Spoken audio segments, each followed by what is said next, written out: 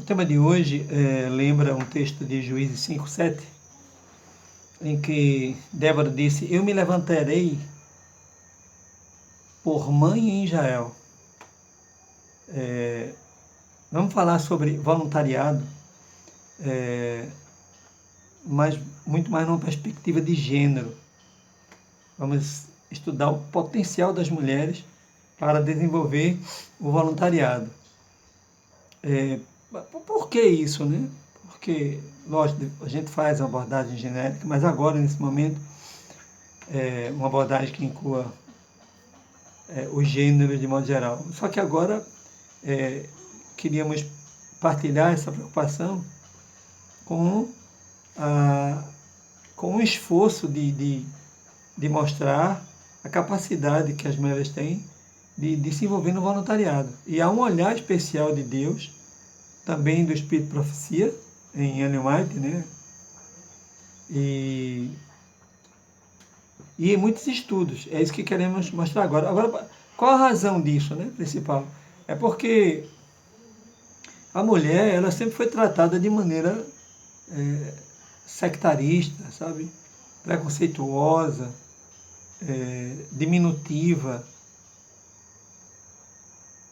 de modo explorador.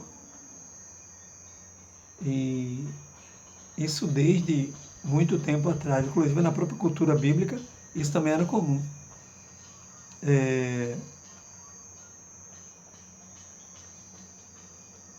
Até Paulo expressou, né, algumas ideias demonstrando essa distinção com as mulheres, quando disse para que elas ficassem caladas na igreja, e perguntassem a seus maridos, quando disse que Deus não criou a mulher primeiro, criou o homem, e quando disse que o pecado não entrou no mundo por causa do homem, sim por causa da mulher. Então, assim, Paulo vivia num contexto avesso às mulheres, injusto com as mulheres, um tempo de dominação masculina e de submissão absurda das mulheres. Tanto que Paulo era um hebreu dos hebreus. Então ele carregava consigo essa cultura. Naturalmente que ele foi, né, crescendo, e mais tarde ele vai dizer que não há homem nem mulher, não há escravo nem livre e tal. Mas houve um tempo em seu ministério que ele se referiu à mulher nesses termos, né? Então, isso era comum em sua época. Inclusive, era proibido falar com mulheres em público. E Jesus quebrou esse paradigma. Jesus falou com as mulheres. Jesus convidou mulheres para o seu discipulado. Inclusive, havia um grupo de mulheres de melhor condição financeira que ajudavam Jesus na sustentação do seu ministério. Ele falou com Maria Madalena e reagiu daquela maneira que todos foram embora e não apedrejaram ela. Né? Falou um tempão com a samaritana também, em público. E a mulher saiu tocada e logo chamou outros. Então, assim, as mulheres parecem mais sensíveis à palavra de Deus e mais convincentes quando pregam também a palavra, né? Aí vinha um monte de coisa, né? A mulher não podia pedir divórcio. Se ela atacasse um homem pegando em suas partes genitais, ela teria sua mão decepada. Ela não podia fazer um voto se não fosse por aprovação do marido ou do pai. E eles podiam desfazer o voto delas. A razão do divórcio podia ser qualquer uma. Se ela não soubesse passar uma roupa, fazer uma comida, ou educar adequadamente os meninos, ela era dispensada. Então, era um tratamento terrível, né? Alguns rabinos diziam: obrigado, Senhor, porque não nasci mulher. Outros diziam: melhor queimar a lei do que ensinar uma mulher. Então era duro, né? Aquela época era uma época dura.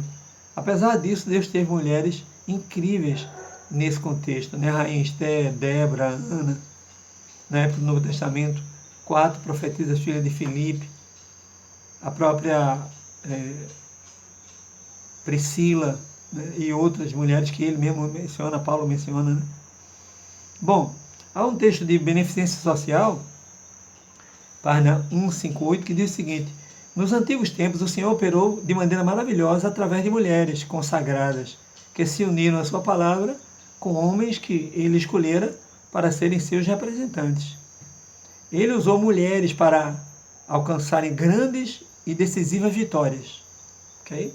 Esse é um texto lindo de Ellen White. Também Ellen White, no livro Beneficência Social, página 149, ela fala do tipo de mulheres que Deus chama para o serviço. Okay? Então ela fala de alguns atributos que essas mulheres precisam ter para trabalhar nesse voluntariado. Né? Primeiro, fervorosa. Segundo, prudente. Terceiro, bem-humoradas. Quarto, perseverantes. E por último, ternas e leais aos princípios divinos. Ainda em Beneficência Social, página 160, ela diz: cada irmã que se diz filha de Deus sinta a responsabilidade de ajudar a todos que estiverem dentro do seu alcance. Então, Ellen White apela para essa característica singular, né, que a mulher tem do cuidado, do amor, do carinho, da atenção. Beneficência Social ainda, página 149, ela diz: mulheres de firme princípio e decidido caráter são necessárias. Mulheres que creem estar sem dúvida vivendo nos últimos dias e que temos a última e solene mensagem de advertência para ser dadas ao mundo, são mulheres que Deus com certeza pode contar. Né? Beneficência Social ainda 150, ela diz: há um vasto campo onde as mulheres podem fazer um bom trabalho para o mestre. Há mulheres nobres que têm tido coragem moral para isso. Elas têm tato, elas têm percepção e elas têm boa habilidade. Ok? Então, outras características enfatizadas por Ellen White. Ok? No livro Obreiros Evangélicos, página 453, Ellen White diz que os adventistas do sétimo dia, de maneira nenhuma, deveriam amesquinhar o trabalho feito por uma mulher. Quer dizer, Ellen White já vivia isso, né? Porque Ellen White teve muita dificuldade de realizar o seu trabalho pela obra, seu envolvimento, por ser mulher. Na época dela era uma época terrível, né? Século XIX. Não foi fácil para ela, tanto que ela chegou a incomodar a tal ponto com as suas observações, com as suas profecias, com as suas visões, com as suas diretrizes dadas por Deus. Então muita gente se incomodava e relutava em fazer as coisas que ela dizia ter sido orientadas por Deus. Tal ponto que ela foi transferida para a Austrália por conta disso. E lá ela fez um trabalho maravilhoso, confirmando a capacidade feminina de realmente fazer trabalhos incríveis. Hoje a educação, principalmente, e a presença adventista naquele lugar é devida ao trabalho de Ellen White. Então, isso porque eu mesmo, há pouco tempo, tive alguns anciãos em igrejas onde eu fui diretor de jovens, ainda não era pastor, e que os anciãos não concordavam que mulher pregasse. E ainda há hoje lugares onde as mulheres não pregam. Nós mesmos temos tido uma dificuldade muito grande com a questão da ordenação das meninas. Há alguns estudos que mostram que determinadas virtudes das meninas caberiam muito bem no ministério. E aí cada um que se acerta, porque do mesmo jeito que não é todo homem que é vocacionado ao ministério, também não vai ser toda mulher. Porque geralmente quando se fala disso, aí se levantam muitas vozes, né? Contrários, como é que vai ser para educar os meninos, para ajudar, para trabalhar em casa, para fazer as coisas para o marido. Esse é um arranjo que é feito com o casal vai saber. Do mesmo jeito que Ellen White se virou lá, ela sendo a profetisa e tinha um marido, e como outras igrejas aí que tem muitas mulheres pastoras, e elas se viram com seus maridos também com elas, assim seria também no Ministério Adventista. E é uma vergonha para nós porque nós da Igreja Adventista somos um povo que teríamos muito maiores razões, entende, para que a mulher pudesse ser ministra também em nossa igreja. Porque justamente nós adventistas devemos muito da nossa existência ao trabalho pioneiro de Ellen White, né?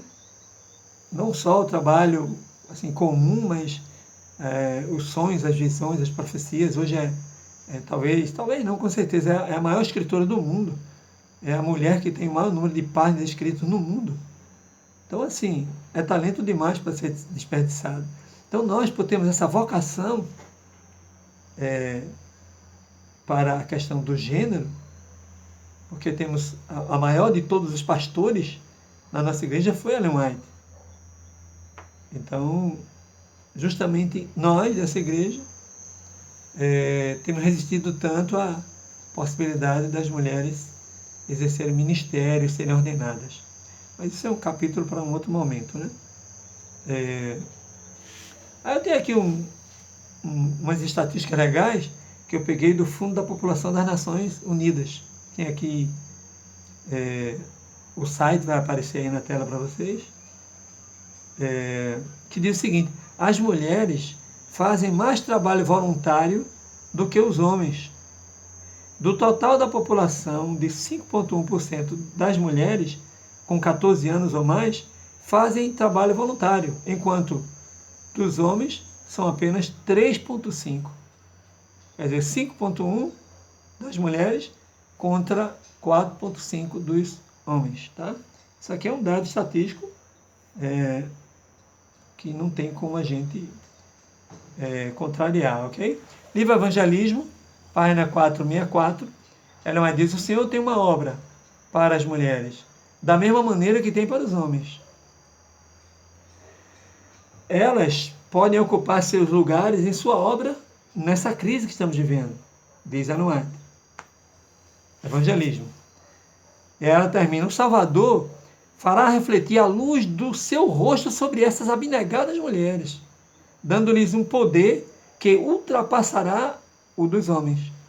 Ora, se isso é fato e vai acontecer em algum tempo, é uma evidência de que, se as mulheres demonstrarão maior poder ainda, sendo naturalmente vocacionadas por Deus, do que os homens, elas poderiam fazer um ministério incrível, né? E o trabalho voluntário, mais ainda. Não tem nem dúvida sobre isso. Bom, agora eu vou trazer algumas ideias que peguei num comentário bíblico de Champlin sobre o Novo Testamento. Então, ele lá tem uma areazinha que ele aborda só essa questão do sectarismo contra as mulheres, do preconceito, e ele traz à luz umas verdades bem interessantes em função das deduções da ciência. Tá? Então, vamos lá. Primeira coisa, ele diz que, sim, eu inclusive explorei esse tema, porque eu escrevi há pouco tempo um livro, cujo título é Mulheres em Discipulado. Eu mostro justamente essa capacidade das mulheres de se destacar no voluntariado, inspirado pelo comprometimento do discipulado quando elas assumem isso com Deus. E aí muito do que eu vou colocar agora, dos textos de Champlin, eu coloquei também no meu livro, ok? Então diz o seguinte: o corpo físico das mulheres é mais resistente do que o dos homens. Em média, elas têm melhores defesas em seu organismo, né? Quanto às enfermidades. Vivem por mais tempo. São iguais aos homens em relação à inteligência, mas os superam quanto às faculdades intuitivas e psíquicas. Okay? Diz a Ina Champlin que, devido à própria natureza do ser das mulheres, em geral, elas são moralmente superiores aos homens. Existem algumas estatísticas, né, aqui no Brasil que o índice de infidelidade é maior entre os homens, o envolvimento com drogas, o envolvimento com crimes, marginalidade é maior entre os homens. A gente pode observar também, eu, por exemplo, no meu tempo de igreja, de pastor nas igrejas, geralmente os problemas de ordem moral que iam levados para a comissão, tratava sempre de alguma coisa ocorrida com os homens. Já havia também com mulheres, mas em bem menor quantidade. Okay? Então isso é interessante também observar. Né?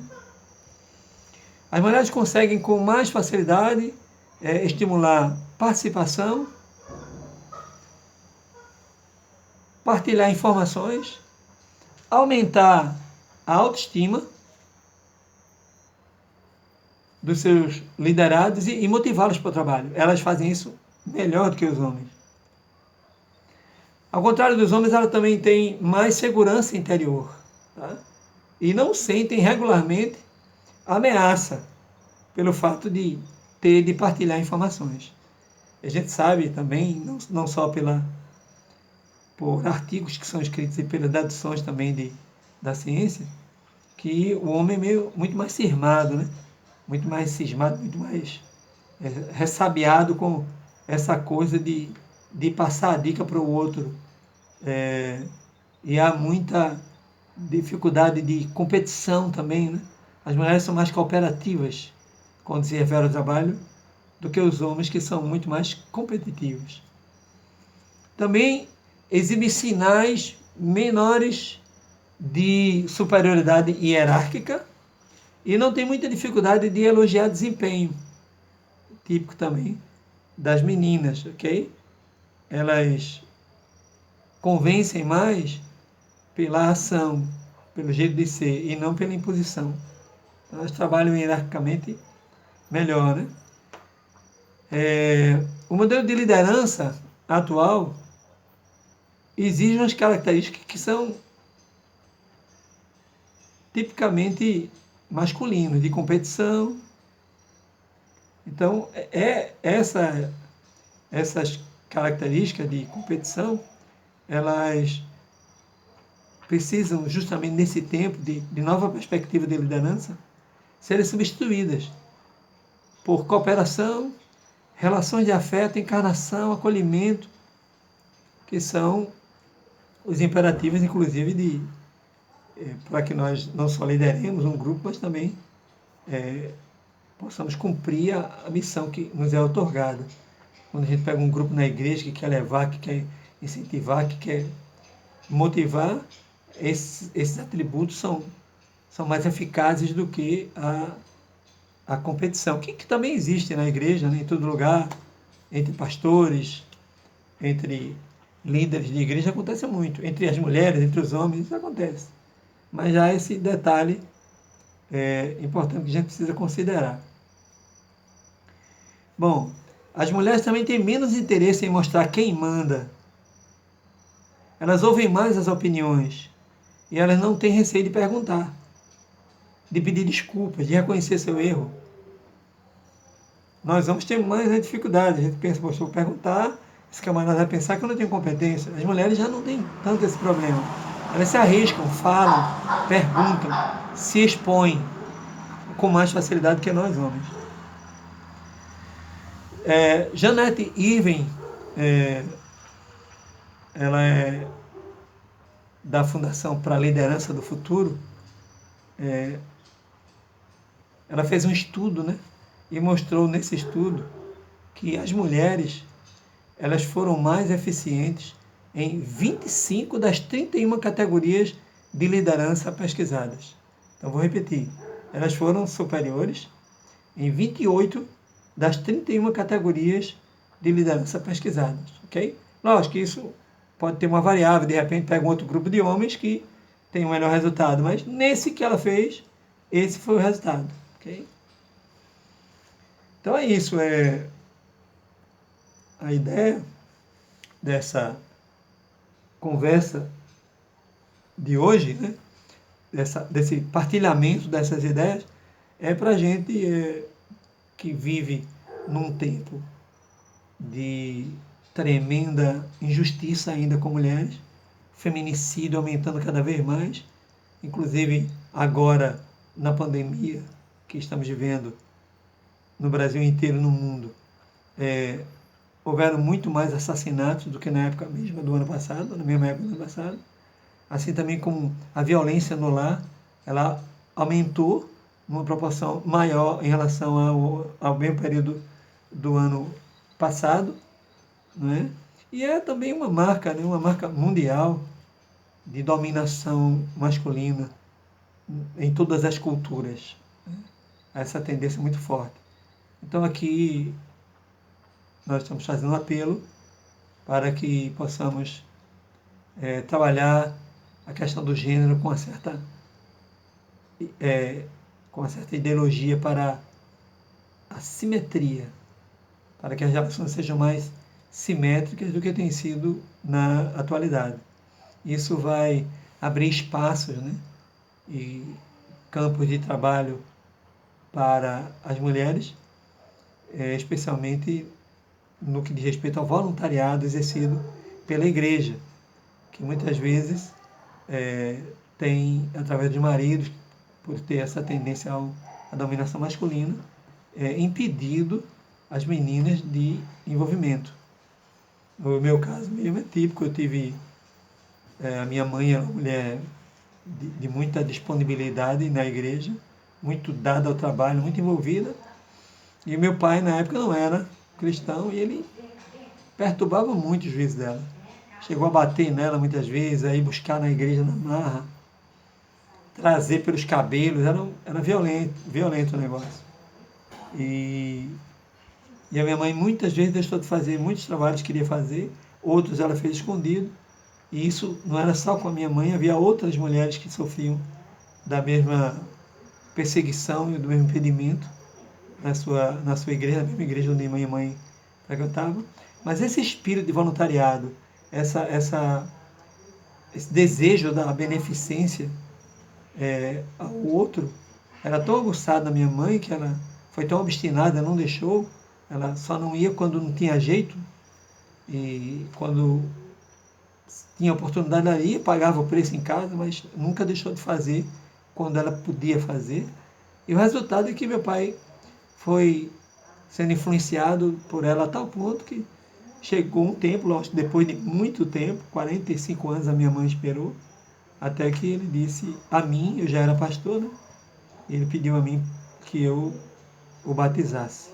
E eu tive o prazer de descer as águas com meu pai e batizá-lo por conta do testemunho de voluntariado e de boa vontade para com os outros que foi tão comum na minha vida que chegou a alcançar o próprio marido, que era quase um ateu e um espírita, que ele tinha uma mistura dessas coisas. E aí meu pai se converteu, hoje tem o seu nome escrito no livro da vida. Pois é isso. Que Deus abençoe a todos. Fiquem na paz.